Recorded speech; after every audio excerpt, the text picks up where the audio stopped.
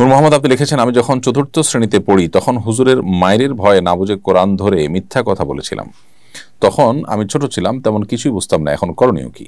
ভাই নূর মোহাম্মদ, ছোট অবস্থাতে না বুঝে যদি আপনি এটি করে থাকেন, এর জন্য আশা করা যায় আল্লাহ তাআলার কাছ থেকে আপনি নিষ্কৃতি পাবেন, নাজাত পাবেন। কারণ আপনার তখনও প্রাপ্তবয়স্ক হওয়ার কথা নয়।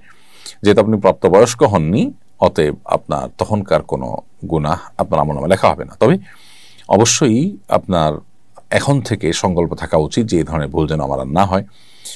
মিথ্যা কথা বলা আল্লাহ তার কাছে জঘন্য অপরাধ। সেখানে আল্লাহর কালামকে ধরে মিথ্যা কথা বলা সন্দেহাতীতভাবে সেটার মধ্যে মাত্রা আরও যোগ করে।